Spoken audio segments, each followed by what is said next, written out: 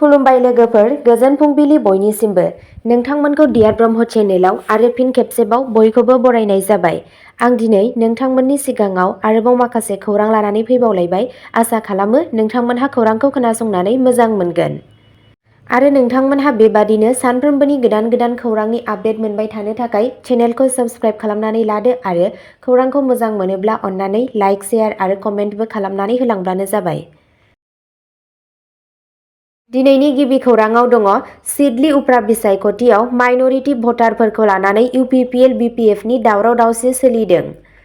31 नं सिडली बिधान सभा बियाबाव उफ्रा बिसायख'थिया खाथिनिफ्राय खाथिसिन सौफैनाय लोगो लोगो राजखान्थि दोलोफोरनि बिसायख'थि फोसावदिंनाया गोख्रोंनिफ्राय गोख्रोंसिन जानायखौ नुनो मोन्दों।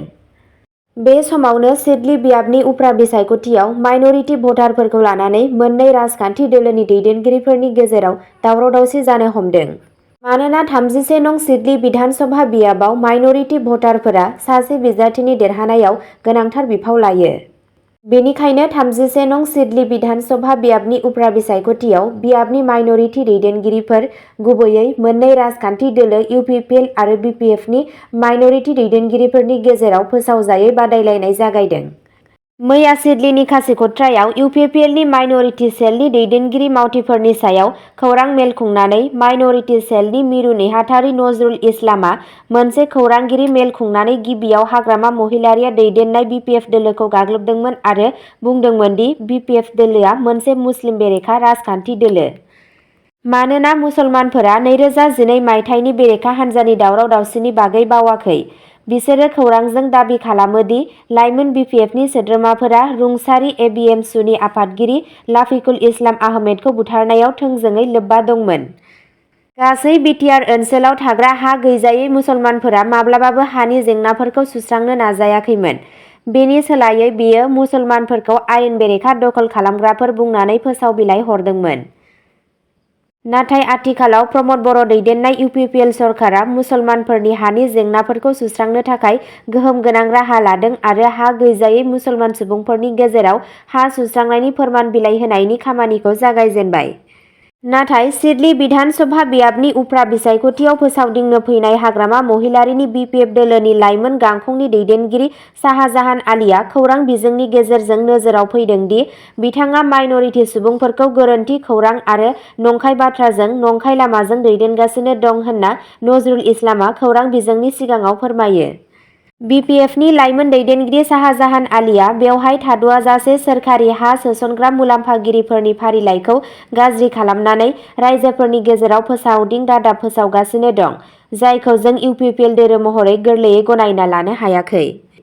बिथाङा बेखौबो बुंदोंमोन दि UPPL दोलोआ लाइमोन BPFनि दैदेनगिरि शाहजाहान आलीनि बेरेखायै सोरखारि फोरमानलाइफोरखौ गाज्रि खालामनाय आरो रायजो राजाफोरनि गेजेराव नंखाय खौरां फोसावनायनि थाखाय आयेनारि राहा लानो थिरांथा लादों। थारैनो UPPL सरकारनिफ्राय हानि पाट्टा महरै राननाय दलिलफोरा गुबैयै हा थिसननायनि फोरमानलाइ। भुमि पाट्टानि बागै रायज्लायनानै बिथाङा बुङो दि UPPL सरकारा धोरोमारि बाङाइ सुबुं अनजिमाफोरखौ गोरोन्थि लामाजों लांगासिनो दं। बे खौरां मेलाव UPPL माइनरिटि सेलनि दैदेनगिरि महिदुल इस्लाम आहमेद, गुलजार हुसैन, सैफुल हक, सोहरब खान, आबु सैयद आनसारी, आबुल कालाम आजाद, मतिउर रहमान आरो गोबां सुबुंफोरा बाहागो लादोंमोन। नैथि खौराङाव दङ आसामाव खेल महरन 2.0 आ मोनबा जिल्लायाव खुंजागोन। खौरां बिजोंनिफ्राय मिथिनो मोननाय बायदियैब्ला आसामनि लेङाइ गाहाय बिसायख'थि मावख'गिरिया खेल महरन 2.0 नि सिङाव गाव पन्चायत थाखोनि बादायलायनायनि थाखाय गनायथि होदों, जाय 16 नबेम्बरनिफ्राय 21 नबेम्बर 2024 सिम काछार, चिरां, बङाइगाव, बिश्वनाथ आरो नगाव जिल्लाफोराव जानो गोनां। आसामनि गेलेमु आरो लाइमोन अनसाइ बिफानजों खुंजानाय बे बादायलायनायफोरनि थांखिया model code of conduct (SCC) नि बिथोनफोरखौ गोख्रोङै फालिनायजों लोगोसे गेलेमु आरो लाइमोनफोरखौ बाहागो लानायखौ बांहोनाय। लेङाइ गाहाय बिसायख'थि मावख'गिरिया थि खालामदोंमोन दि SCC बिथांखिफोरजों गोरोबनानै मोनसे मोजां, थार नङै आबहावाखौ लाखिनो थाखाय जाथायफोरा रावबो राजखान्थियारि मावख'गिरिफोरनि बाहागो लायाजासे आवगायनांगोन। बे फ्रेमवार्कआ रोखा खालामो दि केलमाहारान 2.0आ राजखान्थियारि गोहोम गैयाजासे आबुङै एथलेटिक स्पिरिट आरो सुबुं समाजनि बाहागो लाफानायाव नोजोर होयो। थामथि खौराङाव दङ हायुङारि फरायसा स्कलारशिप नेशनेल स्कलारशिप पर्टेलआ आसामाव एसटि फरायसानि जोबथा सानखौ बारायबाय।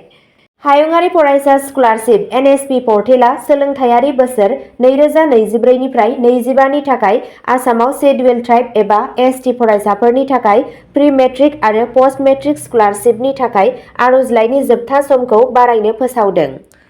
फरायसाफोरा दा 15 नबेम्बर 2024 सिम गावसोरनि आर'जलाइखौ अनलाइन जमा होनो हागोन। बे फोसावनाया आरजाथाव फरायसाफोर आरो बिसोरनि नखरफोरनो स्कलारशिपनि थाखाय आर'ज गाबनो थाखाय उफ्रा सम होयो। थाखो 9 आरो 10 थाखोआव एसटि फरायसाफोरनि थाखाय प्रि-मेट्रिक स्कलारशिप आरो एसटि फरायसाफोरनि थाखाय मेट्रिकनि उननि स्कलारशिप मोन्नैनिबो थाखाय। आरजाथाव मानथाखोआव बोसोरारि नखरनि आयआ 2,50,000 रांनि बारा नङा। फरायसा आर'जलाइनि जोबथा खालारा 15 नबेम्बर 2024 आव जोबथा। बेनि अनगायैबो फसंथान नडेल मावख'गिरिफोरजों फोरमान खालामनायनि जोबथा समा 30 नबेम्बर 2024 सिम। ब्रैथि खौराङाव दङ शिबसागराव दिवालीनि मोनायाव अर खामनायनि जाहोनाव गं 11 न'फोरा खामना सिलिंखार। 31 अक्ट'बर खालि दिवाली फालिथायनि समाव आसामनि शिबसागरनि लक्ष्मीप्रिया र'डआव गिख्रंथाव अर खामनायनि जाहोनाव सासे सुबुंनि जिउ खहा जायो आरो गं 11 भारा न'फोरा सिलिंखार जायो। खहा जानाय श्याम राय मुंनि सुबुङा वार्ड 7 आव सदर पुलिस थानानि साखाथिनि थाग्रा ओनसोलाव अर खामनायाव बिथांखौ थाबैनो देहा फाहामसालियाव लांनाय जादोंमोन, नाथाय गोब्राब खामनायनि जाहोनाव जिउ गोमायो। गोबां गेस सिलिन्डार बेरफ्रुनाया अरखौ गोख्रोंसिन खालामदों, जाय गुबैयै जाग्रा फानग्राफोर आरो आरिमुगिरिफोरजों आवग्रिजानाय सम्पथिफोरनि गेजेरजों गोख्रैयै गोसारदों होनना सुलुंनिफ्राय मिथिनो मोननाय जादों। रिपर्टनि बायदियैब्ला आसाम रायजो अर खोमोरग्रा हानजा आरो अएनजिसि अर खोमोरग्रा हानजा मोन्नैनिबो अर खोमोरग्रा हानजाया हरखाब जाथायखौ सुग्लायहोफैयो। जोबनायाव मोनसे गोरोबनाय नाजानायनि उनाव अरखौ सामलायनो हादों होनना खौरांआव मिथिनो मोननाय जादों। जायगानि बिबानगिरिफोरा अर खामनायनि जाहोनखौ नायबिजिरनाया सोलिगासिनो दं। बाथि खौराङाव दङ आसामनि करिमगन्ज सिमनायाव सानै बांलादेशी नोगोरारिखौ हमदों, दैथायहरफिनबाय।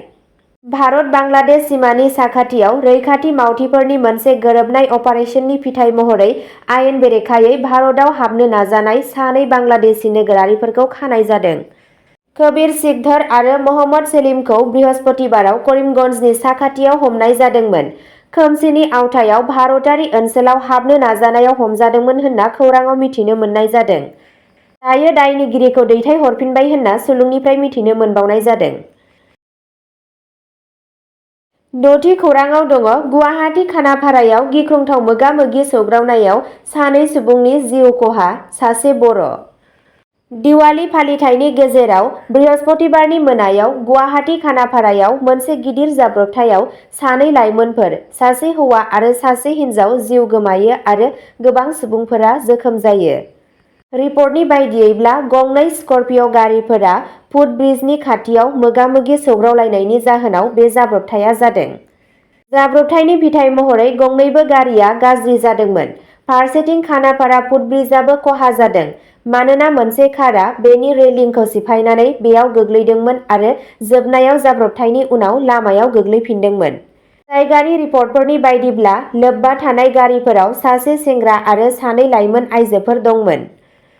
जाब्रबथायनि जाहोनाव दिपित दे आरो सासे लाइमोन आइजो कनमिका नार्जारिया जायगायावनो जिउ गोमायो। नुगिरिफोरा बुंनाय बायदियैब्ला जाब्रबथाया बै समाव जादोंमोन जेब्ला रेबथुमनाय नम्बर AS01EG0820 गोनां गंसे स्कर्पिय' गारिआ इउ-टार्न लानो नाजादोंमोन, जायनि जाहोनाव खानापारा फारसेनिफ्राय फैबाय थानाय गंसे स्कर्पिय'आ सामलायनायखौ खोमादोंमोन आरो जाब्रबथायाव गोग्लैदोंमोन। बेनि उनाव सासे लाइमोन सिख्ला नेहा बसुमतारी आरो AS01EG0820 लाइसेन्स प्लेट गोनां गारिनि सालायगिरिखौ गोब्राब थासारियाव गुवाहाटी मेडिकेल कलेज आरो देहा फाहामसालि GMCHआव दैथायहरनाय जायो। स्निथि खौराङाव दङ गथ'जों लोगोसे दिखौ दैमायाव बाज्रुमदों आइजोआ। शुक्रबारखालि फोरबोनि गेजेराव आसामनि नाजिरायाव मोनसे मुगैथाव जाथाय जादों। सुलुंनि बायदिब्ला सासे आइजोआ गावनि गथ'जों लोगोसे दालांनिफ्राय दिखय दैमायाव बाज्रुमनानै गावखौ फोथैना लायो। खौरां मोननायनि उनाव नाजिरा पुलिसआ जाथाय जायगायाव सौहैदों। बिनि उनाव सानै लाइमोनफोरा सानै गोथै सह'खौ बोखांनो हायो। सुलुंनिफ्राय मिथिनो मोननाय बायदिब्ला जायगायाव आइजोजों लिरजानाय गांसे सुइसाइड न'टबो मोननाय जादों। बबेखानि दासिम थैनाय बिमा फिसानि जरानि आबुं सिनायथिखौ दासिमबो रोखा खालामनाय जायाखै। बिबानगिरिफोरा आथिखालाव आरोबाव गुवारै मिथिनो थाखाय नायबिजिरगासिनो दं।